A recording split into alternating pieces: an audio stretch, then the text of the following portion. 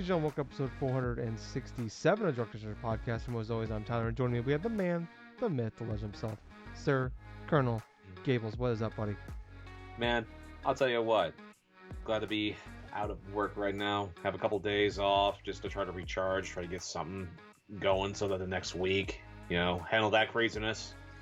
But, man, I'm doing okay. I actually played a shit ton of Halo Infinite this past week. I'm glad Same. I did. There's definitely some great things about this game that I hadn't even realized. But, yeah, it's like I've been playing predominantly Halo Infinite. I've been going through finishing up bits of Christmas shopping, bits of work, and this and that. But other than that, though, I'm doing fairly well for myself. How are you, Tyler? Doing all right, tired. It is a busy time of year for me to work, holidays, people ordering shit more online now more than ever, so a lot more delivering. So pretty tired, but could be worse, could be better. Just ready. I had to work today. Today's Saturday. I got to work tomorrow. Tomorrow Sunday. So, pretty shitty stretch. But just got one more really nuts week, and then hopefully things get back to normal. Here's hoping. Other than as long as we don't have crazy snowstorms. If we can just have no snow, I'll deal with the cold and the wind. Not to turn us to the weather podcast, but yeah, no, I'm doing all right though. I did actually. I don't know if you got a chance to check this out, Gables, but Xbox had the 20th anniversary stream a few weeks ago, and then that's when they announced like Halo Infinite multiplayer was shadow dropping, and they announced they're doing that the Power On documentary, which is a 6-part documentary they put on YouTube on their YouTube channel where they go through the whole history, the 20-year history of Xbox from the start of like how like behind the scenes of how everything started. Bringing the team together, like getting Xbox and stuff like getting it, winning over Bill Gates and Steve Ballmer and all that. And I checked it out. It's like I said, 6 episodes. Each episode's like 40 minutes or so. Right. And I finished it today actually, and it's actually pretty good. Wow. I mean, you always got to take it, in account that it's made from within, so they're always gonna gloss over some shit and not deep dive. They're gonna kind of gloss over stuff and say we persevere through this thing that we put ourselves in. Kind of like it's like or over like exaggerate how bad things were to make it sound how awesome it was that they were able to overcome it, stuff like that. But it was pretty entertaining. It it brought back some memories and some fun memories of just like those times. Like I remember like it was funny like they like touched upon like the Red Ring of Death and all that, which is a big deal, and like kind of like learning behind the scenes, like it's kind of cool. Like really, they showed like a really good way of like explaining like what it was that caused it, which was kind of cool. Like it was just like what it was like kind of a quick thing. It was like every time like the problem was like every time it heated up, it wasn't overheating.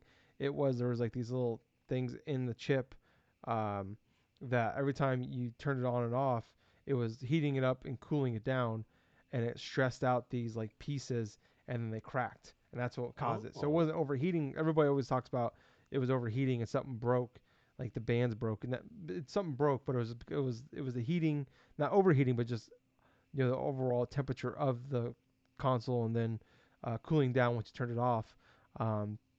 That caused it. And talking about the over $1 billion that cost them, and it's kind of like funny, like them doing some of these events with like they had like fucking like a bunch of people, like they had Jack Tretton, who was the head of PlayStation, interviewed. They interviewed Don Matrick, who was the TV guy. It was pretty entertaining, like just them really talking about how like I love it because they really didn't gloss over the flaws. Like I said, they did a good job of touching upon them, and then over exaggerating. Like they said, like the Red Ring of Death could have been the death of Xbox, but no, it wasn't. No, we were all there. It wasn't. They were still outselling. No. Everybody wasn't mad that they were mad their Xbox was breaking, but they weren't going to PlayStation over it. They just wanted their Xbox fixed so they can keep playing. But it was just kind of cool, like going back and like learn some of the behind the scenes stuff about it, and it's kind of fun going back into it. But yeah, it was overall really enjoyable. I really recommend that. Like I said, take into account that this is a in-house made production, so they're always gonna glorify some stuff, maybe exaggerate some stuff. But I mean, it was pretty. I mean, it was like even funny. Like they talked about how like their interview, or their meeting they had with Nintendo when they tried to buy Nintendo. Touched upon that. Like they really touched upon like the the Xbox One reveal when they just talked about TV the whole time and how bad that was, and then good old Uncle Phil, the second best uncle of all of entertainment, Phil Spencer. People don't know who the number one is. It's Fresh Prince of Bel Air. He's there's only one Uncle Phil. There's always going to be the number one Uncle Phil, and that's Fresh Prince. Yep. But Phil Spencer, close second. Um, but yeah, going with him, like talk about like when Don Matrick left, like a few weeks after the Xbox One reveal, which was actually totally unrelated to the reveal Oh thing. It was no, already no, in the it was it was something already in the different. yeah it was already in the plans because he was going to Zynga. Zynga. Yeah, thank you. But I remember like everybody's freaking out, like did they fire him or did he leave because of this thing? But yeah, it was entertaining. I really liked it. It was fun.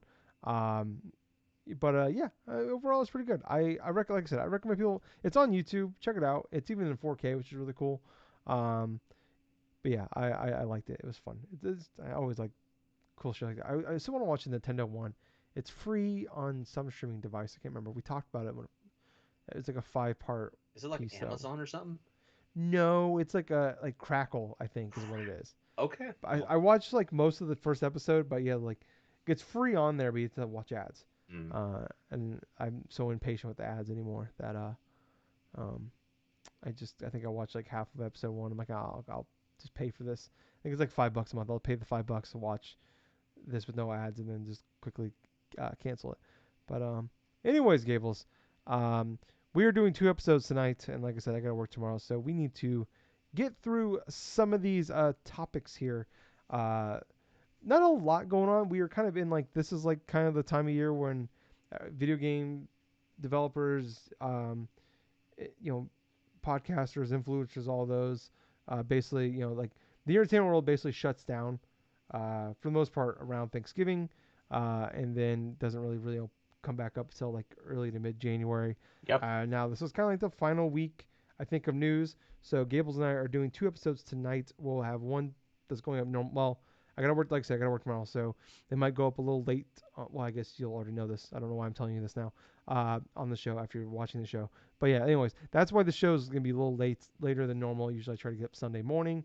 Um, that's why. But next week's episode, because we don't want to, it's Christmas lands on a Saturday. We don't want to have to try to squeeze in a recording on Christmas weekend. So we're doing another one uh, right after this for next weekend. So that one should go up, probably go up on Christmas Day, and then we'll be back in 2 weeks for us to sit down. So like I said, you'll have a regular episode next. Well, we have some topics, but be an episode next week, and then I'll be going over like kind of Q1 2022 mostly, and then we'll be back to sit down again in 2 weeks to do our game of the year list. So that should be pretty fun. And we'll be talking about that. So we don't, like I said, every year we don't know our list. We learn it on this podcast. So it's always Mm-hmm. fun to do, and it's always my favorite uh, podcast to do every year. So outside of E3, E3 and that are my two favorites because it's always most fun, and we get a week break. So Yeah. it's been pretty exciting. But Gabe, let's jump into some of these topics here.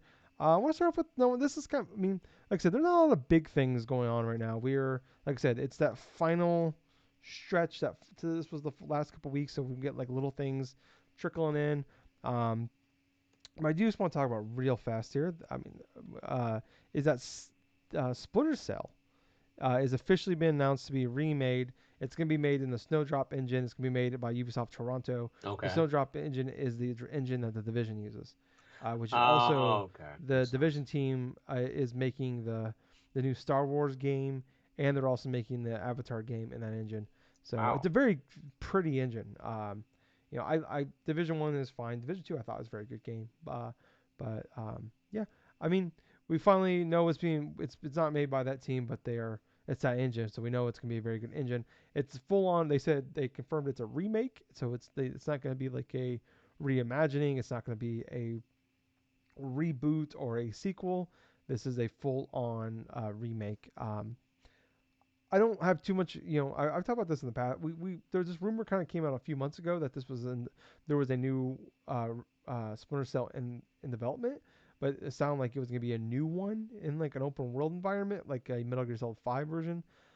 So it seems like maybe they it's a kind of like a Final Fantasy 7 style remake where it's a reimagining of that remake, I guess, in a way, where like it's a modern day remake, in that sense, where they could bring in modern day stuff to, making it more open world, which I hope not. I've never been a Splinter Cell guy, admittedly.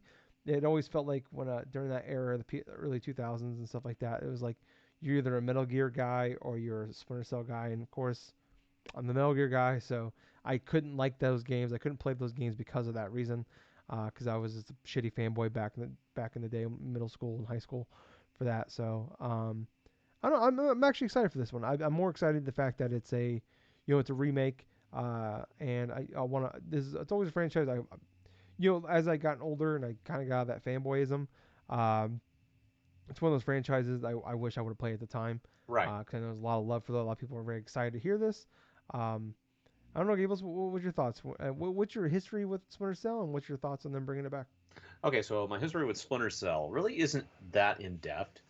Honestly, it's sort of like the same thing like with you, where I pretty much delved inside the Metal Gear Solid franchise more so than I did Splinter Cell. The experience I have is I rented the original one on GameCube. I actually did use the function that I learned about Nintendo Power Magazine, where you can actually plug in that little GBA GameCube link cable to Oh your yeah, SP, and you could use it as a little map inside Splinter Cell.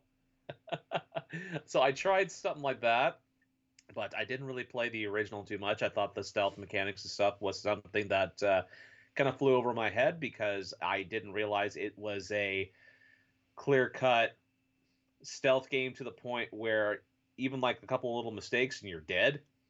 That kind of yeah. frustrated me back then as a teenager. I played a little bit of Splinter Cell Conviction when that came out on the Xbox 360. I maybe played a couple of hours of it at most, but until I got tired of it, and I did not go forth and continue on because there were other games at the time. It was what 2012, like 2011, 2012. I still have the game. Actually, I do have the game on Steam. Is that Blacklist that was 2012? No, no, no, no. No, actually, I was thinking of. I think it was the one before that. It was a little bit earlier. It was Splinter Cell Conviction. I think that's That's one with 2009. Sam Fisher with the like taking a mugshot, right? On the No, that's cover. Double Agent. That Double Agent? I Oh, think that's okay. Double Agent. Yes. I just remember that was like a Game Informer. That's like a really famous cover of Game Informer, Yep. where Sam Fisher. I think that was Conviction. Yeah, it's Conviction because he had that was like maybe it was on the cover of the game, but I just remember the Game Informer issue Okay. with him like holding up with the mugshot, like holding up the card you hold when you get arrested. Well, who knows? You may be right on that one because I haven't Because it really. was like an early 360, like late Xbox, early 360 game. Okay, that one I know for sure is Double Agent because the one I was Uh, referring to was the later part of the end of like the Xbox generation and the Xbox 360 generation, to where the Splinter Cell Conviction and stuff had the cover art and stuff with Sam Fisher and stuff like kind of similar to how those box arts were back then and stuff, or like say Bioshock Infinite or like uh, Uncharted or something like that, where you had the dude or something like that with guy the holding the gun, gun. this and that. They almost Okay, all yeah, look very much the same. yeah. That's what sold games. You gotta you have those meeting those what are those called the when you have the interview like fans. Hmm. Oh shit, Interview the like meeting fans. when you interview and like you get like you ask question. I can't remember what they're called. There's something meetings, but it's like you interview and like you find out like how they not how, like you ask people what what do you think of this name? What do you think of this name? And Oh it's yeah, something group. It's fuck. like a It's test group or something like that. A something yeah focus like a group. test group, focus group. Thank you, focus group. Yeah, God, it was killing me. Like I've watched enough practical jokers. Jesus, I can't think of things right now. Impractical jokers where they like that's like half their skits is that focus groups. But yeah, that those. Thank you. Go on. I'm sorry. But yeah, when it comes to the history of Splinter Cell for me, and even in regards to that, that's my extent. But the full-on game remake itself from Ubisoft, honestly, I don't really have too much interest in it. I mean, I am excited that an old franchise is going to be remade and brought back to light. Kind of concerned with new Ubisoft when it comes to that stuff because they have a Yeah. certain formulaic thing that they like to do with their games, and Splinter Cell does not fit that type of mold to where you could put it like as an open world style game or anything of that sort with filled in with microtransactions or their new buzz term is NFTs, for earning stuff as you play it, which is complete bullshit if you ask me. Yeah. I have God, NFTs. It's like it's kind of I don't know. It's like I've thought about talking about on the show, and it's like it's kind of like the Fortnite versus Apple thing. Where I just don't want to talk about it. Yeah, It's like I agree. it. I feel like, but though this is probably like a make good thing for like, we really pissed off a lot of people with this NFT thing. So we're just not gonna um, so we're just gonna announce this thing that's gonna make people excited and forget about this. Also, there's all that sexual harassment shit that we got in trouble for last year, and we really haven't fixed yet. We're hoping people just stop thinking about it. And then it's like you find out like the Ubisoft employees there like don't fully understand NFTs and like how they're supposed to implement these things into games. And then you have Stalker 2 saying we're gonna add NFTs in our game. Everybody's like, no, Yeah. you're not. And they're like, no, we're not gonna do that. And then we have Peter fucking Molyneux who's making an NFT game. He hasn't even said what the game is or how it's going to work or what the game at all is. Um, we've seen nothing about this game. Already made over $40 million for NFTs, and the game hasn't been made yet. Which to me, it's like if you haven't figured out NFTs is a fucking scam, Peter Molyneux being involved in it should be a giant fucking red flag that NFTs are a goddamn scam. You bring up Bitcoin, a the good solid NFTs, point. yeah, I'm like someone I saw that and I'm just like I said this on Twitter. And I'm just like that was my like when I saw that headline I'm like this is the thing right here. Like I, this is the dog whistle of like motherfucker these things are scams. How do we Yep. not like also don't even get me started on the goddamn environmental bullshit we're doing like the shit we're doing to the environment. Well the energy it takes to make these goddamn I don't even fully understand them. I Right. don't think anybody does. Gibbles, I have tried to learn about like bitcoins and this. Like I understand the idea of them. I'm not that stupid, but Right. I don't like how do people fall for it? It is They're like scams. it's pyramid schemes, but like they're not even trying to hide the fact it's a pyramid scheme. And you have I them don't front and center, and still people go through and invest inside the shit. But anyway, going and heading back to say the Splinter Cell sorry for my stuff. NFTs my NFT No, rant no, that's Gables. Go fine. on. That's welcome in my honest opinion. You and I are of the same opinion of the NFT bullshit. But Oh, my thing with Splinter Cell, I hope that when they do remake this game, um, that they play it true to what the original game was, which was, hey, it wasn't very handholdly. Sure, you're gonna have different type of combat type of stuff right there. It's more stealth oriented and stuff, so it'll look great. Obviously, hopefully the 4K 60 frame shit, just make mm-hmm. it look decent, and also just whatever you do, do not metamorphosize it to another generic open world style of game that you put out every year. Yeah, I mean, we Ubisoft they do take chances. You know, they have like the Riders Republic, they have the Trials games, they have Mario plus Rabbids. Fucking Peter Molyneux has made over 40 million. I'm sorry, I'm mad about it again. God, it just And he's been oh scamming gamers now for like close to 20 years. God. I mean, like, have we not learned about Peter Molyneux and his bullshit? Do we not remember Milo or Fable 3 or 2 Oh, or 1? oh my I mean, Fable One's gosh. a good game. Two is still it was a good game for its time, but But there's for so much lies. God damn it, people, come on, Jesus. for a little backstory thing, just a little brief little things for those listening in and not understanding, like, okay, who's this Peter Molyneux? What in the hell is like?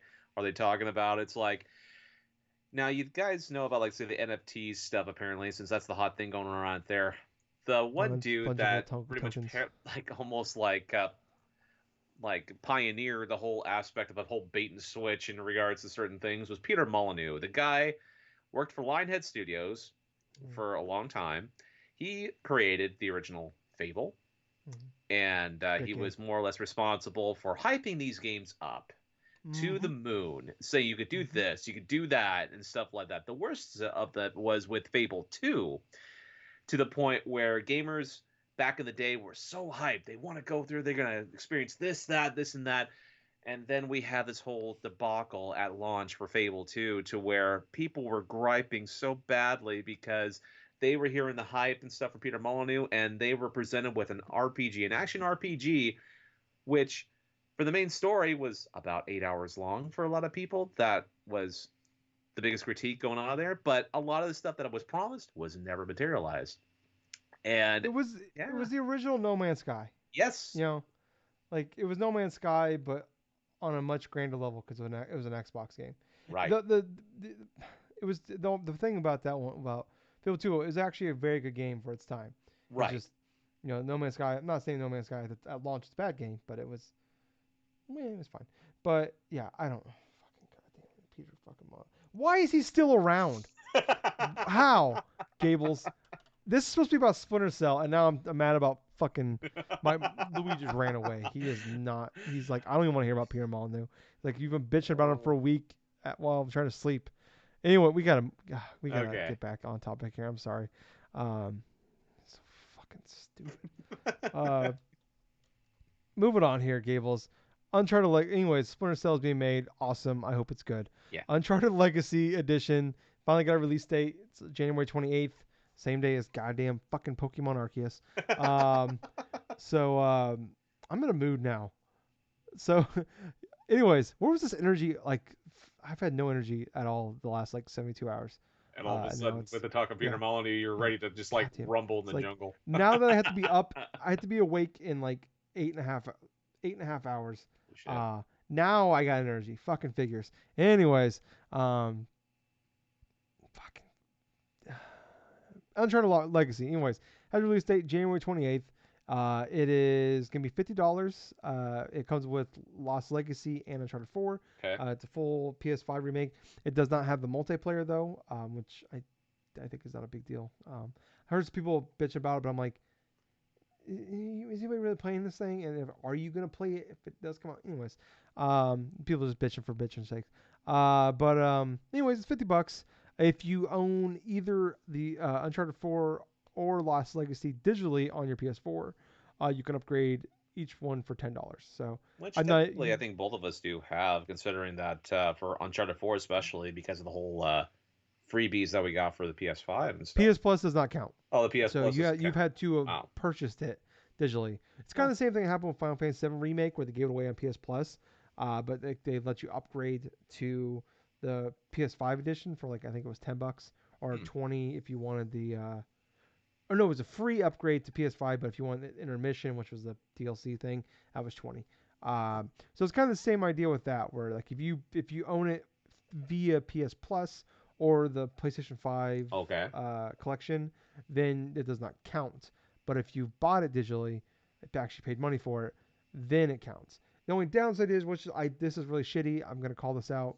Um, Once they announced this, they pulled the individual Lost Legacy and Uncharted 4 versions from the store. Wow. The only way you can buy them on the store is to buy the Lost Legacy Uncharted 4 PS4 bundle, which I think is like $30. Oh Or boy. no, it's $40.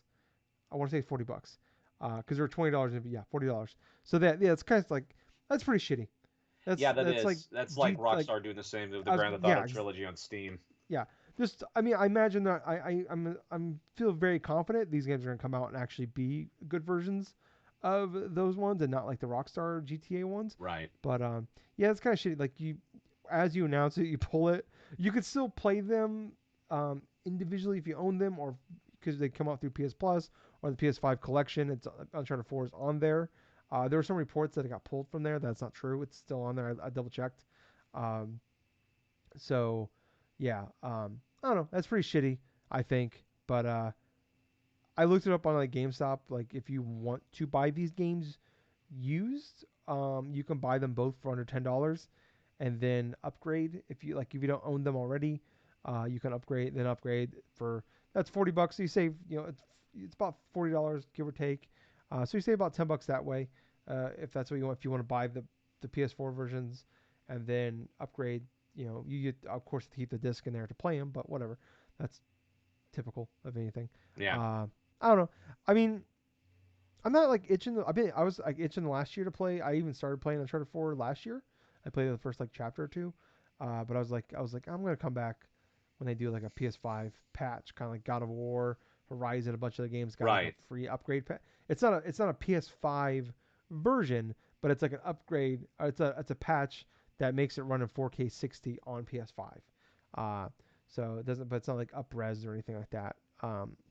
For PS5, and this is that. So I don't know. I I'll probably just do the PS5 version of Uncharted 4. I do own that one digitally. I actually purchased that one.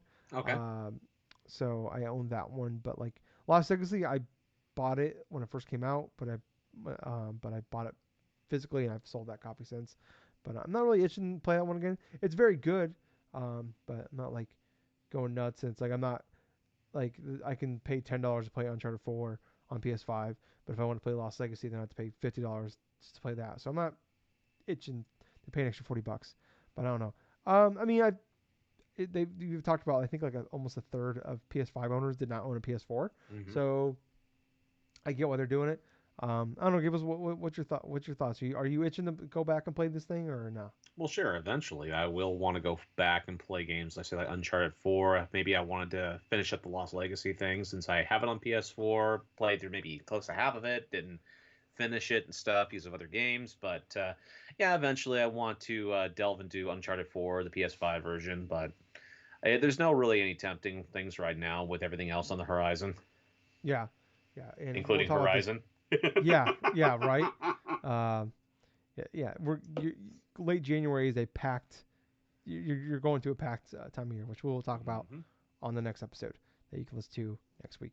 Um, but yeah, I don't know. I'm kind of excited, but yeah, it's one of those things. Yeah, I don't foresee myself jumping into because, like I said, it comes out the exact same day as Arceus. So their topic here, PS5. They announced that they're gonna have new plates and controllers that you can actually buy. I don't think there's a price yet. No. I've looked.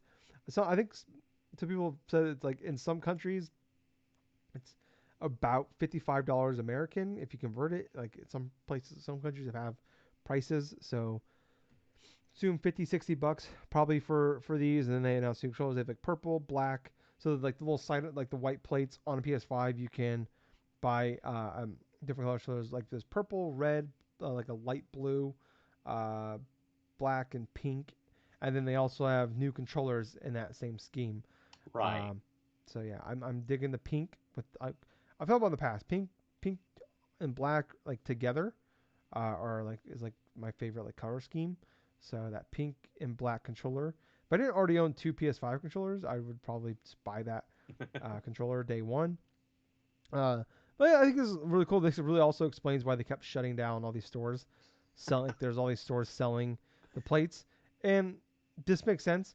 And then, I don't know. Like I always think it's kind of like stupid when they like you hear like Nintendo shuts down somebody doing like a cool like they did their own like Metroid thing, and they're not selling it for money. They're just putting on the internet for free. It's like you're not doing anything with this, or like they're like upgrading whatever. They're doing like 4K stuff, like little test shit. And it's like, or even like they're making their own game with Metroid or whatever. You hear about like just like they're not charging, just let them do it. It's kind of cool. Uh, and it's like, but this kind of makes sense because they're like, they're like they're at least they're doing something with this. It's not like they're just like, I guess you can't now you can make the argument with Metroid because now they're actually doing something with Metroid, but for Right. years they weren't. That was like kind of the case was like in the 2000s and 2010s they weren't doing anything. Um, so I don't know. I'm just hopeful that I think this would be really cool if this replaces like those like PS4 had a bunch of really cool like special edition consoles. Yeah. Like a lot of people talk about like this. A lot of people still talk about the original white Destiny PS4, which is actually really cool. I always thought that like the even though I didn't like the game, the PS4 Pro Death Stranding was badass. So I think it'd be cool if like this became the thing of like I can buy sliding the new plates for like if there's a God of War plate or a Horizon Hmm. or something like that. Like I Oh think that would yeah. be fucking awesome. What about you, Gables? What's kind of your thoughts on all this? I love the possibilities of that. Customize like console covers and stuff to where you could have like a specific game that you would like or this or that.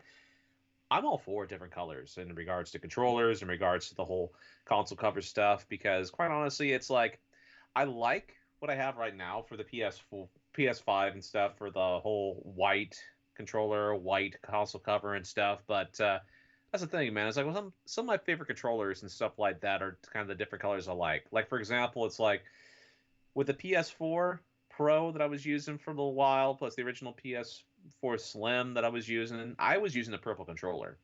I Yeah. liked the whole midnight purple type of coloration and stuff like that. That was pretty cool. Hell, there's a reason why I've been liking a lot of the color schemes for like the Xbox controllers and stuff is because a lot of them have different types of styles, different type of flares. That whole like electric volt color one is so tempting. But oh man, I wish they had that sort of same like yellow and black sort of things for like the PlayStation 5 controller schemes and stuff. I mean, I like the selection they got because like Yeah. before this announcement, they had white, they had black, and they had the red controller variants and stuff. Which looking at the controllers, they're going to be different types of costing, basically on $5 increments. So I think the ones that are going to be a little bit more sought after, I think are going to like $5 extra. So Usually the special edition ones are like $5. Yeah, like they're like yeah, 65. So sometimes, and then you have the ones that are like close to 75 or whatever the yeah, hell. like the Forza one I just bought was 75. So Yeah, like for example, it's like the I know like retailers stuff like Walmart, they have the black one for like the original like $70 or something like that, and it's like 75 for red. oh, are they 70? Okay, I thought they were Yeah, 60. yeah. Yeah, So it's definitely quite a bit in regards to investing inside of a controller that for all it's a that other game. stuff. Yeah, it's quintessentially like a game. The Yeah, price of a game, you're just getting a controller that hopefully will last you a couple of years. yeah, But bar that in mind, so if I like the console cover colors and stuff, red looks cool. I mean, the black one obviously looks pretty damn cool. It really got me thinking. It's like if they charge like about a good sell like $50 for these console covers and this and that and stuff, I could go with that. I was just thinking about, okay, what can I do to make my PS5 a little bit more of a flair? I've thought about skins at one point, because the console cover stuff, I mean, it's just a big old white piece of plastic, right? So it's like if mm, I had it standing, which eventually I want to do, because I don't like having it just on its side because its main design purpose was to be standing up, right? But yeah, console skins and whatever the type of things I've thought of in the past. But from looking at what we got going, I mean, that light blue, that light blue is actually fairly tempting because put a little bit of a warrior decal on it and like have that type of stuff, and there you go. yeah. Got yourself a stew. There you go. Long story short, man, is like this is definitely a good hit in the right direction, but Yeah, need some more yellow. yeah, yeah. I mean, like I'm a sucker for these things. Like I own 8 Joy Cons or 4 different pairs of Joy Cons, and I don't even play in handheld. Like Yeah, so, I'm a sucker for the shit. Like I own 2 PS5 controllers. I own 2 Xbox Series controllers. yeah, I always, I don't know how many PS4 controllers I bought. So we're all sucker for these type of things. So like, I'm gonna hold off on not buying that pink one, and it's hard. It makes it easier not to buy it because I have a Series S, so it matches. Um, with having the black and the white. But yeah, man, oh man, like if a God of War one comes out and it's badass, like I'm buying that. Just hope it's not hard to find. Like hope it's not like one of those rare like limited edition ones, 'cause that's gonna fucking suck. But anyways, Gables, let's move on here to I will actually be our last topic for this one. Like I said, it's not a lot crazy shit going on. We are in the holiday season, so smaller news. But this is one of my favorite things to talk about every year. We have the MPDs for November of yay, 2021. So going through here, so kind of a few interesting things here. For the first time in a while, from year over year, sales were down money wise for video games, but most of that was because of hardware. yep, Obviously, like everybody was buying consoles all of 2020, and then the new consoles came out in November of last year, and then so we had a big spike there of new consoles. We had a big spike last month, for October, but that was because of the OLED. But right, not same issues with everything else. not able to make the consoles chip shortage. Same shit we've been talking about for the last Yep. year and a half. Um, but Switch has now got like we talked about at the time that PlayStation PS5 finally broke the like I think it was like 30 something straight months of the Switch being the highest selling console. Right. PS5 finally broke that in October. But we talked about time with the with the OLED coming out, having a full month out, it would take it back over, which it did. So they're gonna be starting a new streak. And I think that streak was they're gonna start a new streak until we can finally get these consoles can regularly keep coming in, which who knows when that will be. But moving on here to the top 20 list here. So starting off at number 20, we have Ghost of Tsushima. 19 is Smash Bros. Ultimate. 18 Breath of the Wild. 17 Minecraft.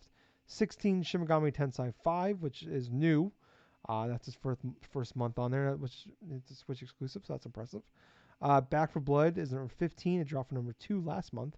Animal Crossing New Horizons get 14. Number 13 is Spider-Man Miles Morales. Number 12 is Mario Kart 8. Number 11 is a brand new game, Just Dance 2022. Number 10, NBA 2K22. Number 9 is Far Cry 6, which was actually last October's number one selling game. Number 8, FIFA 22. Number 7, Marvel's Guardians of the Galaxy, which that's the second month on the list, and its first month on the list it was also number 7, so it stays right pat where it is. Number 6 is Mario Party Superstars, which it came out the like the last week of October, so Yeah. this is first full month on the list. Number 5 is Madden NFL 22. Number 4, its first month on the list, or its first month out, Forza Horizon 5, despite being on Game Pass, still selling very, very well. Number 3, Pokemon Brilliant Diamond Shining Pearl, brand new game. Number 2, also another brand new game. Battlefield 2042. Number 1, brand new game, Call of Duty Vanguard. So no surprise there. The number 2, I think the number 1 and 2 spots being the two big shooters of November getting the spots. But Gables, what's your thoughts on overall on this list? Okay, so my thoughts overall is people are going to go with familiarity. That's the key theme of this month because we every year it feels like the same thing that comes in, and this time, for November or for like October and stuff, you have the constants. You have Call of Duty selling well, you have Battlefield selling well, you have a main Pokemon franchise that's in within the top three, which in this case is Brilliant Diamond, Shining Pearl. But the surprises on this list, there's a couple of them. Obviously, Ghost of Tsushima is back up in the top 20, which I would probably think would be akin more so because of the PS5 version and like the whole Well, stuff that's going it on. was 13th month before, so it went from 13th to 20th. So Okay, okay. So yeah, I must not have noticed that the last month, but yeah, still it's inside that top 20 type of list. But Shin Megami Tensei 5, that is a incredibly hardcore niche game, and for that thing to be a Switch exclusive and to sell that well in its debut month is pretty good. I mean, for God's sakes, man, we're talking about a hardcore experience that you know what? It's gonna only appeal to like maybe a subsect of gamers, and I guess for those that are really craving for a hardcore RPG, which there are fairly a good amount on the Switch, considering it's the natural evolution of the Vita. For God's sake, yeah. Well, we did see Tales of Arise was like top 5 last the month in October. that's true. So I And mean yet they're November, it's it's nowhere to be seen inside. yeah, it's not even in the list. Yeah. So yeah, this is definitely a great surprise in that regards, and considering it's one of the best RPGs of the year, that alongside the game that was selling last month, Tales of Arise, it's definitely got a boost inside of its launch month, meaning that yeah, it's probably not gonna be there for the month of December, more than likely. Yeah. But yeah, that's pretty much it. It's like there's not too many big surprises on there. Shin Megami Tensei 5, that's one that I could think of, but it's kind of a standard sort of holiday theme type of NPDs. Yeah. I mean, yeah, usually November is kind of like it's chalk. You know it's going to be there. Call of Yep. Duty is going to be there. Number one, which is interesting. It's the first time in several years that the new Call of Duty came out and Yeah. didn't instantly become the highest selling game of the year. Oh, you're right. Um, Yeah. it's number 2, but it's actually still behind last year's Call of Duty game, Black Ops Cold War. So people we've talked about and it's been pretty well known, and even going into it that Vanguard there wasn't a lot of I mean, it's Call of Duty, so there's always a lot of hype, but comparative to Call of Duty in past years, the hype pretty low. The buzz behind it pretty low, and coming out of it was pretty low. Speaking of pretty low here, Battlefield 2042, number two. But Battlefield games always start off super hot. The big issue is they fall off. Is like people don't stick to them very long, and that's just been an ongoing issue with those Battlefield games. Like they're gonna have a very good spike right at the beginning, but then they just kind of like we are just talking about Tales of Rise, kind of being top five in October, and then it's not even nowhere. It's not even we don't even know where the fuck it could be 21 for all we know, but it also could be 800 for all we know. That's true. Pokemon Brilliant Diamond, Shining Pearl, not surprise number three.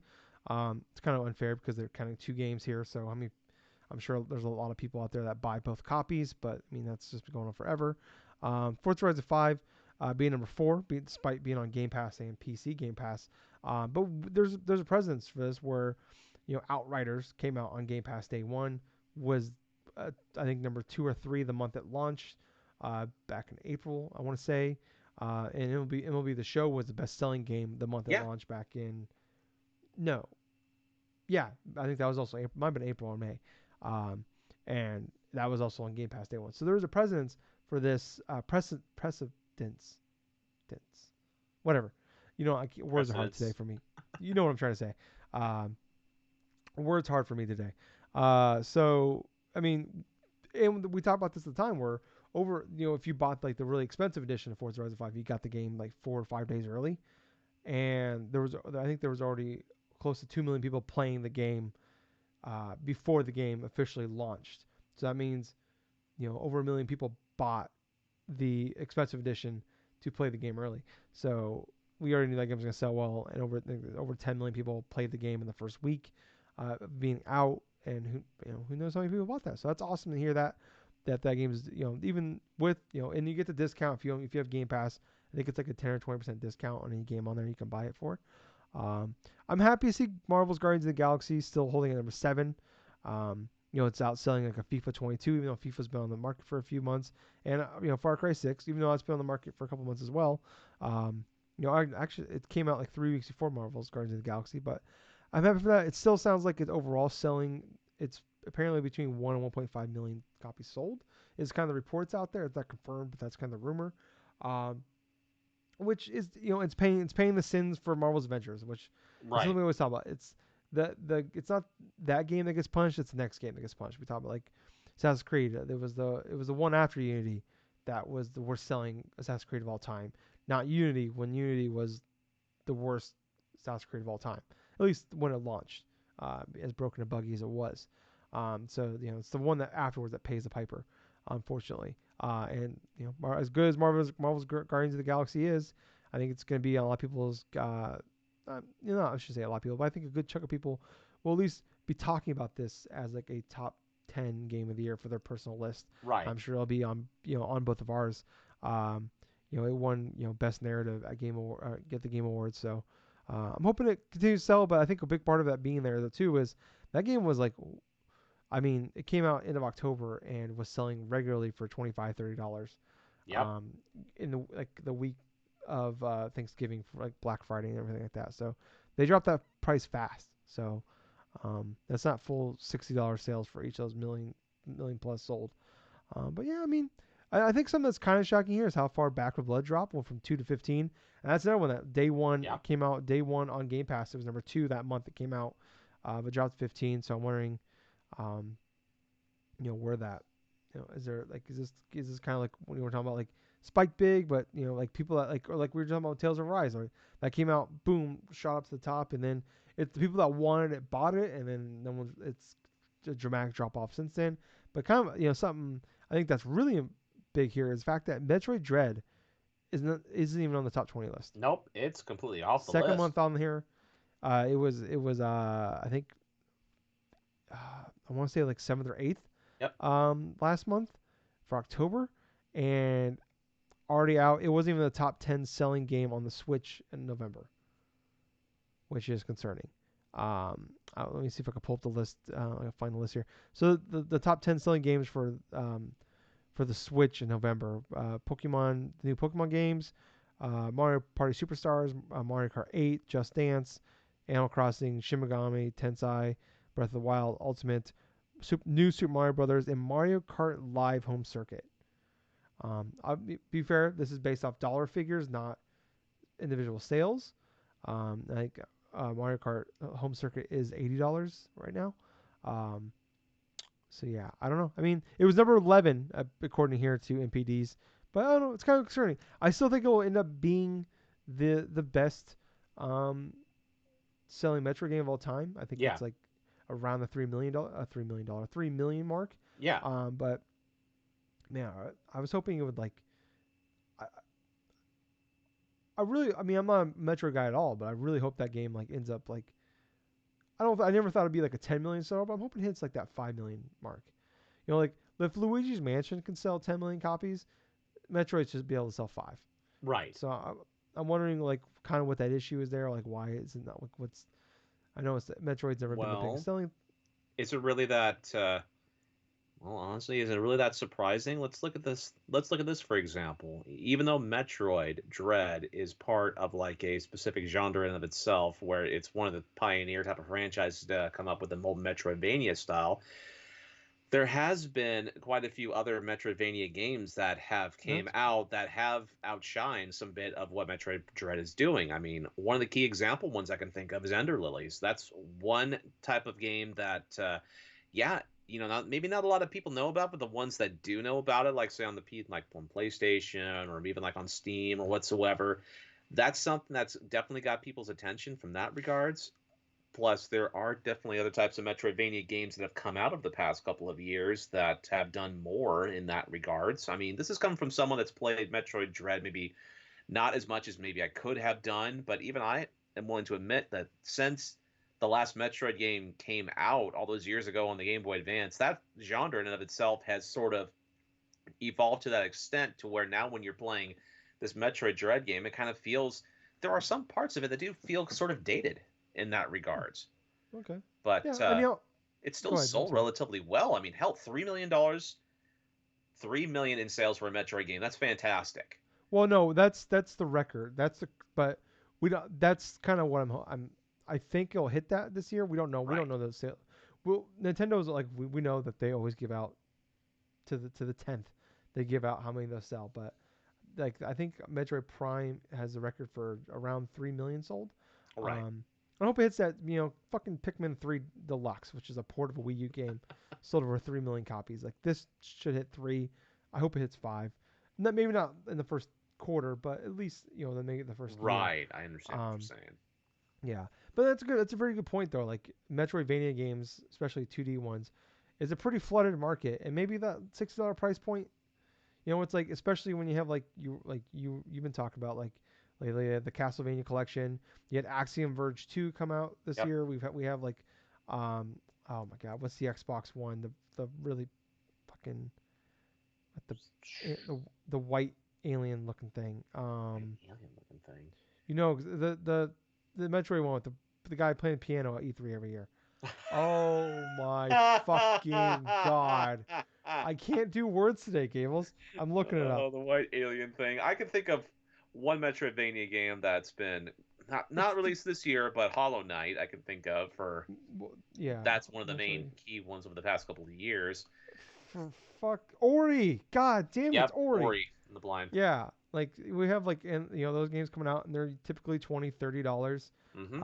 So I wonder if that's one of those cases where maybe people see that price point. It's like your eShop is flooded with very well made versions of these. Maybe not, people don't want to pay that price or like it's been a long time since we've had a new Metroid game um, on a like Right. 3DS got one, but it was very late in the market, and 3DS is not as mainstream as the Switch. So I wonder if people. It's the first real new Metroid game in 15 years. So not counting Other M. So I wonder if that's just the case. It's but I don't know. I hope it works out. I hope it doesn't hurt the case for Oh, you right there, Lou? Oh my God, I thought it was like some person inside your apartment at one Yeah, point, I'm dude. giving someone an exorcist while I'm doing the podcast. Not today, Satan. Sorry. Anyways, I stole that joke from Gables. Sorry. Uh, Oh. Louis looking at me like, what? Why you call me Satan, Dick? Um, yeah. But anyways, um, let's move on here to Gables. What we've been playing here. So, All right. you and I have both beaten the same game. Yeah. So let's fucking talk about Gables. You All and I right. both beat Halo Infinite. I've been like playing it in chunks throughout the week. Uh-huh. Um, but I finally was able to finish it up this morning before I go to work. But Awesome. I mean, what was that? You know, kind of overall thoughts. You know, spoiler free. We're not gonna spoil anything. Yeah. But I mean, overall thoughts on you know when we both played it. I think we were both on that 5-6 hour mark. Yeah. Um, how many hours do you think you played? I think I was probably I think around the 10 to 12 hour mark maybe. Okay, so What about I you? did go through and check how long I've played Halo Infinite because there is like the whole stat inventory. Yeah. There's all the stat category and stuff on your profile that you can go through and check out how long you've played certain games. I've played mine for like about 25 and a half hours. Jesus. Okay. Okay, so I played My I 25 played over a day as hours. well, but it's obviously very skewed because of I'm playing a bunch of multiplayer. Okay, for me, I barely even touch multiplayer. This is Yeah. the entirely like single player only, except for maybe 10 or 15 minutes most. So for 25 hours, I did play the campaign of Halo Infinite. Let's see. Yeah, this game's good. I feel like this game is fairly good, only because for one, the gameplay in and of itself feels like the biggest crux of the reason why I kept continuing on is because I wanted to use that grapple hook and explore Mm, every terrain, try to find everything. Let me ask you, did you find a single skull inside your playthrough? not a one. Four. Nice. I found four. I wasn't really looking to be fair, but like, yeah, I know I didn't. Here's I the found thing, it. man. I come to find out, I decided to look up like a little skull guide and stuff like that to see where Uh, some of them were. There's three of them that are tied inside the missions. oh, that sucks. And if you miss one of them, you pretty much can't get the full extent of the collection, stuff like Yeah, I that. gotta replay the whole game. Yeah, so there is one that was fairly early off, like on chapter two, that I missed, and I didn't realize it until after I looked up at the guide and stuff. But okay, yeah, I got four of them. Two of them I actually found on accident. So the one, obviously, I shared last week. I'm not last week, but like a couple weeks ago, where I managed to. I was fighting one of the banished things, and they pushed me inside the scale, and it pushed me up into the damn section to where that skull was, and I'm like, well, I just found a secret without even trying. So I did that, and I found like a couple of days ago, I found the IWHD. No, the I wish I was your daddy skull. Or I would have been your daddy, or some of that sort. That's the acronym for the whole skull in and of itself. And quintessentially, it's the skull that unlocks the rare conversation pieces on like NPCs and stuff more often than what it is.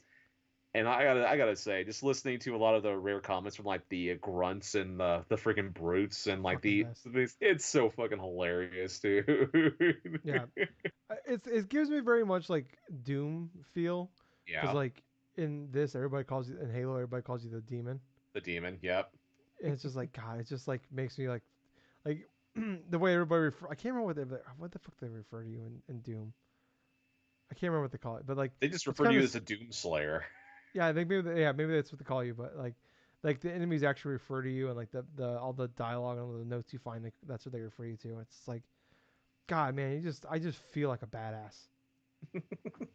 That's exactly how I felt playing Halo Infinite, to where it's like it didn't matter whether or not I was grappling hooking my way across the map, feel like unlocking the entirety of all the distress signals and stuff, the soldiers and stuff. Because here's the thing, for me, I made a subconscious decision that I didn't want to 100% complete this game because, for one, that would have had to have required me to beat this game again on Yeah, Legendary with all skulls on, and fuck that shit. I've tried that in past and Halo under eight games hours. before. I cannot do that. Yeah, But it does present an interesting thing where, because it's an open world game, there are a couple of different things that I can do. Obviously, if I ever do another playthrough of the game, which hey, that's more than likely I may do that. I'll collect all the skulls and stuff. I don't mind doing that because that was fun. Even back in Halo 3, that was fun. But here's what I did inside of the main thing for the 25 hours I spent. I mean, yeah, got all the main missions done, got all of the bounties done. That was 15 of them. The God, there were some that were biggest pain in the asses in order to try to go forth and do. Especially the one with that had the fucking wraith. Oh Jesus Christ! When you're facing a wraith Yes, inside I this gave up on game, that one. I gave up on that one. yeah. Here's the thing. What ended up, I ended up dying quite a few times in that wraith one, only because the damn son of a gun. Every time that I tried to get close to him, or when I finally would get all the enemies dead around him, he would still whittle down my fucking shields and stuff and kill me, and I had to repeat that whole process again. I kid you not, I maybe died like about 10 or 12 times doing that shit. But I finally got all those bounties done, got all of those whole FOB like weapons or like vehicle stuff unlocked. Obviously, the rescue distress signals and stuff. I saved all the squads across the freaking, what do they call it? The Beta Zeta Halo. Halo. Zeta Halo, yeah. Yeah, the Zeta Halo ring and stuff. I collected all. I actually found all the Forerunner stuff. You know, all of the Forerunner Nice. runner rings and stuff. Fairly Yeah, 7 interesting of in them. terms of like the data and information and all the various story tied in stuff. And oh man, I'll say this though: the last couple of skulls that I did end up finding, or where I know the locations too, some of them are freaking crazy the where they were hidden.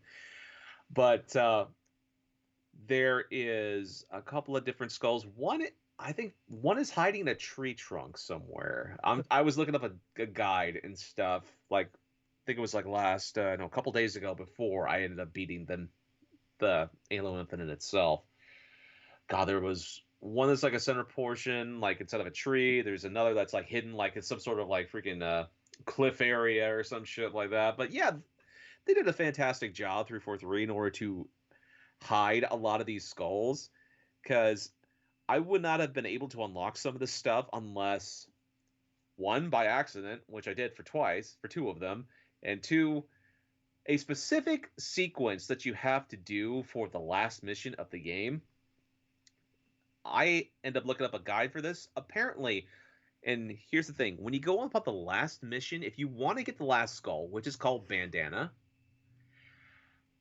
you have to not kill any sentinel like robots, right, inside a particular area. You can actually skip the entire battle by using your grapple hook and going from checkpoint to checkpoint and stuff. And then eventually you'll come across a room. You'll come across like a couple different platforms, right? So the cutscene you go through, you play out and stuff. But when you look behind you, you see that there was another exit door, right? And it wasn't lit up before, but after that cutscene, it is. So you'll actually go on this intersection, right, to where on the left of you will be the mission checkpoint, but in front of you will be another door you can go through. And so you go through that, and all of a sudden it's like you'll see this little platform or something up top there, and when you go around, that's where the bandana skull is at. Hmm. That's the last one with that. I forget what it does, but what I could say is it's like it felt nice seeing some bit of the skulls I could go forth and collect inside that stuff. Like I said, I don't have really as much interest right now in collecting all of them in order to do a lot of this or that and stuff. But knowing that I got some of the hardest ones out of the way actually made it a bit worthwhile. I gotta admit though, it's like without going into too much spoilers, I thought the story was okay. I Yeah, thought it was kind of jarring where it like started off with because of the events of yeah. Halo 5 Guardians and stuff. It kind of left me to a sense like, what the hell were we all doing? Well, even like I just beat Halo 5 Guardian like a few weeks ago, Yeah, and it starts off like a bunch of shit happened, and then 6 months after that shit happened.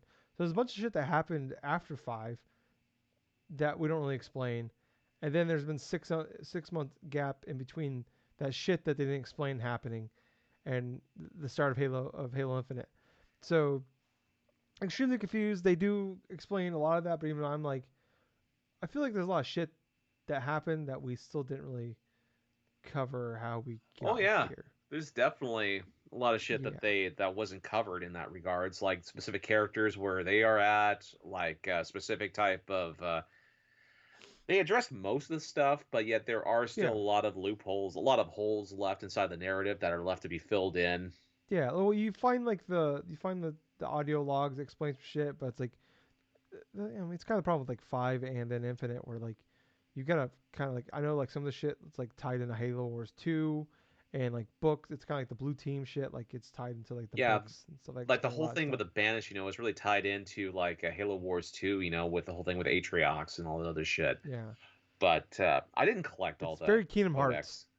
codex. Very Kingdom Hearts. Yeah, that's what I kept thinking. I'm like, I was when I was like trying to figure out like what the fuck's going on, and I was like, oh, you gotta play like Halo Wars 2 sets this up, and oh, this book. I'm like, do I need to have a fucking 3DS or something here to and a Vita to play all these fucking games to understand what the fuck's going on here? What the fuck? It's so stupid. Oh, I hate when games don't just keep it to the main line. You can have side games, that's fine, but don't reach perfect side game. yeah. Don't tie main story shit to Halo Wars 2, which is a goddamn RTS game that no one played. But what I can say about Halo Infinite after spending all that time, it's like this is a fun game. This definitely has a lot of good gameplay elements of it that I love about it. Story's okay. I mean, yeah, it is kind of odd in terms of pacing, in terms of that stuff. Sure, I didn't really care too much about, say, like some characters inside the game or the kind of the cough out towards the end of it, but Well, at the same time, though, I did enjoy my time, and quite honestly, I do want to play this game again. How about yeah. you? I'm with you. Like as I was playing this game, just like the combat part alone, and with like you said, the grapple hook is like just it's amazing. It's what I wanted Doom Eternal to be. Where like Oh, in the battle parts of Doom Eternal, the grapple hook was really cool. It hmm, was just everything else in between. Like they were really heavy on the platforming and really killed the flow of that game, where you do 20, 30 minutes of platforming and it sucked. It's like I'm playing Doom. I'm not a platformer. I'm playing goddamn Doom. I hmm. want to kill things and rip them open with my bare fucking hands, and then also shoot a grapple hook and move around. Like it's really well made. And I was just playing this. I was like, man, like I think Halo Infinite is probably my third favorite FPS campaign ever made. Really? Like only behind Doom 2016 and Titanfall 2. I don't Oh, really? like those are like one on one A. I don't like probably Doom would be number one, then Titanfall 2 would be two, but it's close. Um, yeah, just the way those like the combat and everything flowed in those campaigns, the way like the environments, like just the way like bounce, like the way that all the enemies work together and like how you can like work them against each other and like how Right. each enemy like there was a strategy. It's like I feel like this took a lot from Doom, where like the new Doom games, where like they said it's first person shooting chess, where like everything there's a strategy to everything like that. With Doom, when you see all these enemies, how you can like everyone has their weaknesses. Yeah. They can be killed by certain weapons or certain ways. They have weaknesses, blah blah. And it's just the same thing. Where it's like I felt I had like the way everything flowed together with all these enemies in here. Like where they have the one like I don't know the name of the enemies. I'm not. I don't know Doom or not Doom, but Halo that well. But like All there's the right. ones that have like the shield, where it's like, all right, I'm gonna grapple hook your shield. It's gonna pop. It's gonna stun you, pop you in the head, or I can Right. melee you and kill you in one shot. There's like the ones that have some enemies that have shields, and I can fucking hook shot you, and it's like you get like electrocuted and it stuns you. Fucking elbow you twice, boom, you're dead. And just like working around and like and really using the hook shot to like flow around, get behind certain enemies so I can shoot from behind. The ones wearing helmets where I can just all right, I'm gonna get out my single shot, like my Yeah, rifle, really. pop you a couple times with like the single shot, and then boom, go back to the assault rifle and kill you. Like then just focus like multiple headshots, kill you. Like everything the way of like once you like get going, like you get so good at it, and like so like you just know it without thinking about it after like once you figure it out. To like as you just the flow of combat when there's tons of Right. enemies roaming around, and like you just it's just natural the way like you're going through this like with like the way I play like a Madden where it's just like as soon as I get up to there I I call my play, get up to the line of scrimmage, I see what everybody's the defense is doing. I'm like, all right, boom, if this is covered, I'll go this or like just like you read the defense, you like this, you read the enemies and you plan it out, but it's like you're not like taking time to think about it. You're just doing it because you just done it so many Right. times, and it's not boring. It's not bad that you've done it so many times. You're having fun with it, and there's enough different ways of them coming to you, and like you're fighting. Like it's fantastic. I love taking over the FOBs. That's one of the ones Oh I yeah, did do 100% of. I took I over did that all too. the fobs. I did like half of like those big main bases. The main Um, bases, I got all those. yeah, wow, okay. I think I did four of them. Um, those ones are a little harder. Yes, they But are. yeah, like the campaign, like there's I like it's almost kind of like I would say for the main campaign thing where like when you're like the story mission stuff, where, like it's kind of Breath of Wildy, where like in the sense of like the whole game was very Breath of Wildy, but like Yes. I felt like with this, where like the biggest complaint about Breath of Wild was the main story parts of the game was like the worst part of the game. Everything else was the best part, like the shrines, walking through the open world. Those are the best parts of the game.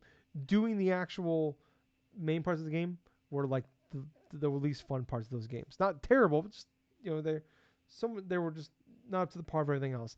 And I felt that way a little bit here with that, where like I'm not even like really complaining about like everything all the corridors, everything looked the same, which it does, but I'm not complaining about that really necessarily. Um, but like just a lot of like the main issue was like you're doing a lot of the same shit over and over again. Like, oh, you get to this door, oh, you need a power seed. Now you gotta go backtrack and go find the power seed. You gotta go back. You gotta do this whole like they relied on the power seed thing where you had to go like go find one after you did all this shit, and then like Dude, just doing let me tell you that. something. It's like with the power seat stuff, it's like they intentionally put like so many of those power seat things like inside of Halo Infinite the way that way. It didn't matter whether or not if you missed a couple of them and stuff, you could still like fully deck out, max out Master Chief and stuff, and have like a handful of them left.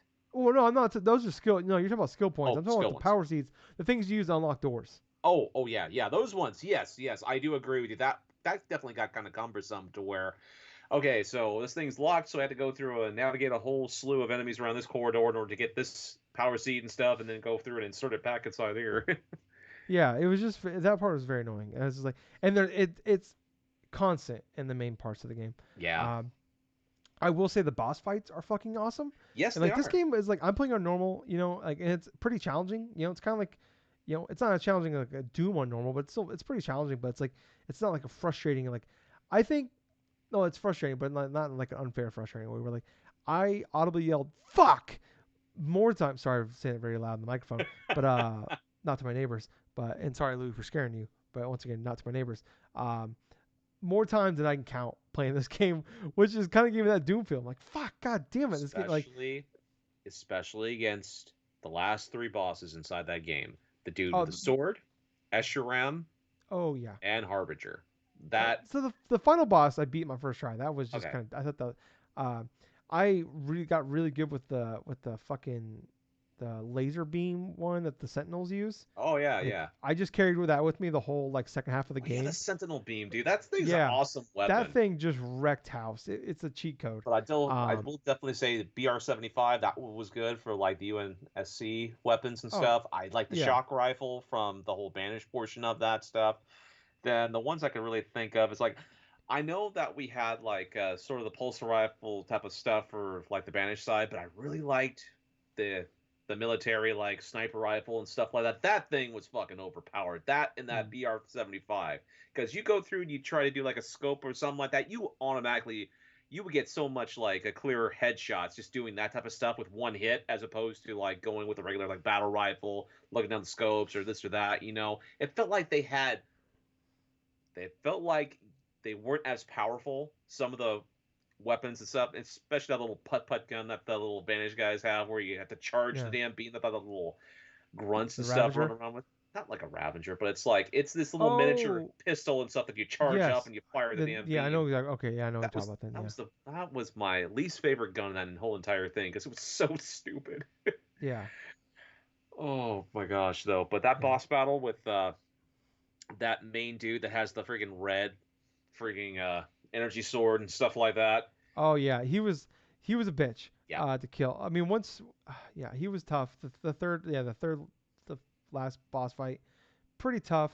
The second one, I beat him 3 times, But the first two times I beat him, we killed each other at the exact same time. So I had to keep replaying it over and over again. He's pretty tough, but like it's like a very tough but fair.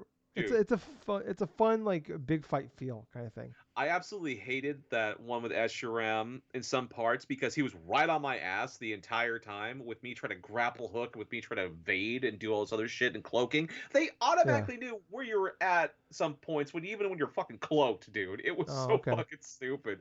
But funniest part about the sword battle one and stuff, I literally ran out of ammo. Then I grapple hooked one of the power cores, tossed it at him, and it fucking killed him. Oh, those are the best, dude. I just that fucking. I cannot explain how great the grapple hook is because that thing, it is. Oh, Oh, such. dude. It's the coolest goddamn one. And like that was nothing that felt better was like, oh, I'm in trouble. Oh fuck, there's a core over there.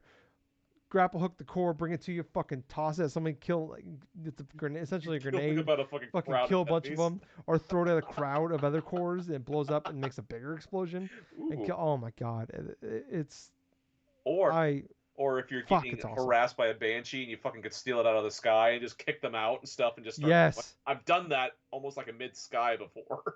yeah, I did it once and then while I was doing it, the guy crashed while I was doing it, and killed me. But yeah, this game it's phenomenal. It's Dude, it's those moments like that that make this game fantastic. Especially, it's like if you do like go for it and steal a banshee, and all of a sudden you see the elite just drop all the way down like 30 feet and kill. Yeah, man, I can't believe how like much I love a Halo game. Like I've been talking about pretty much for a while now. Like as I'm playing through 4 and 5, we're like I've never been a Halo guy. Even as I beat 4 and 5, like I like it more. But like I like like I've talked about my past a lot in this with Halo. But like man, really get into it. And, like there was a like the music. Oh my god, like that music hits at some of these like Yeah, it's like you might as well just inject Red Bull into my veins, like the way I felt at some of these moments. Um, I get you and not. there was like one like I got chills in like an actual like cut scene at one of these. Um, I loved some of the characters. I loved Echo 216, the weapon, um, my new crush in video Oh, gaming. the weapon is Uh, pretty cool. I mean, oh man, I love her. She is, she's a, I love. She's hilarious. Um, call me, please. there were If times you're a I kind real, of felt that Echo 216 was kind of a bit annoying, especially the did early you want Echo parts. 216 to call you as well? Is that what you're saying? No. Do you have, I mean, because I'm not here to judge, because I'm with you. But yeah, the weapon and Echo, just call me, please. Um, yeah, I love them. I love the characters. I think the story, like, I was very confused through most of it. Like, I love the main baddies though, because like I understand them. I understand like okay, I get what they're trying to do. Like, and I can like okay, I very easily hate these people. But as far as like what we're doing, why we're doing it, and what the background for all these, no idea. I have watched. It's kind of I think of a better understanding of NFTs at this point than I do the Halo story. Right. Um. So like I've watched multiple like here's a full 22-minute breakdown on the history of Halo and its story. I'm like okay. 8 minutes in, I have no idea what you just said to me at all. I'm just gonna turn this off now. This is So honestly with Halo Infinite, this is the first time I felt in years to where I feel like after playing, I want to play more Halo. yeah, I like I want to keep playing it too. But like like they there's the leak that came out, not really leak, but like Halo or that Microsoft trademarked Halo Endless, which they Hmm. reference in the game. So people are like wondering if this is like a expansion, like a DLC that they're gonna add later on, because like the way they set it up, that like they can very and this is if this is gonna be Halo Infinite, maybe instead of making a new Halo, they just we I get it periodically. We get like maybe a new expansion, which I'd be totally cool for. Like I'll plop down 20 There bucks were a bit of for a new rumors even expansion. leading up to the launch of Halo Infinite that was going to be the case, to where you have the mainline Halo Infinite and all of a sudden insert certain like campaigns or certain Yeah, like thing inside that game. if You they know, do it like a live service in that sense, where I mean this isn't a live service game, but like they keep adding content and like even if I gotta pay 20 bucks for it every 12 to 18 months to get a new dude. thing, like I'm all in. If it's I'll like do it. a full solid like say 8 to 10 hour campaign and stuff, and I'm paying like $30 or something for like a quality type of Even if it's like experience, two well we've seen this like Gears of War 5 had the Hive Busters DLC and it was like I think it was like 15, $20, and it was like a Yeah. 3 hour campaign. Even if it's just that, like 20, $30 for more content, I'm all in. And maybe they give you like a new map and some shit to do in it. Like, yeah, like I definitely as I beat it, I'm like, because I didn't like. What kind of sucks is like you can beat the campaign if you just mainline it. You could probably beat it. And there is actually a trophy or goddamn, not a trophy, but achievement. Don't come at me, people. Achievement where you if to beat it under 8 hours. So it means not super duper long if you don't want to do too much side shit. So, um, I told. Oh, sorry, I got now. I'm sorry. I'm very tired. But if you oh, I lost it again. It's gone. I just lost it. It's back. It is. I am breaking down. You are watching me break down mid podcast, people. That it is gone. I got it back. Holy shit, Gables. Oh boy, it's back. What sucked was like midway through like the main campaign, Hmm. that you just got to like a point of no return part, but you Yep. didn't know you got to a point. Like I thought, like normally what you do is you go to a Yes. main mission, it takes you off to an area, and then you beat that main mission, it takes you back to the open world. There comes a point, like probably midway, maybe a little past midway point, where you're just you're at the end. You're Yep. mainlining it. There's you don't go back to the open world. You're just in the game now, and And like this I is had felt that this. I felt in a specific part of the game that that was going to be the case, and that was part of the reason why that I kept off from like continuing on to the main story stuff. And I just basically went the entire foray and started doing my excursions across the Zeta Halo and stuff. And that was during last week when I shared my experience playing Halo Infinite as well. And I wasn't like as further along as you were in the campaign, like at that point. But yeah, that ended up being like a solid week for me to go, or solid like week and a half or something, to where I was like, okay, let's explore this and that, let's accomplish this and that. And then I continued on like mid this coming week and stuff like that. You know what I mean. Last week and stuff like that. time. Just going through and doing all that stuff, the mission stuff, and then finishing it. I literally finished it last night, Hmm. right? So going through a lot of that last core section because I knew that chunk that I had to go for, that was going to be a lump sum after that specific point. So I got the last couple of missions done, went through that whole battle with the second in command in terms of his sword, and then with Escharum and stuff, and his fucking gravity hammer, and chasing it down like you fucking owe him money or some shit.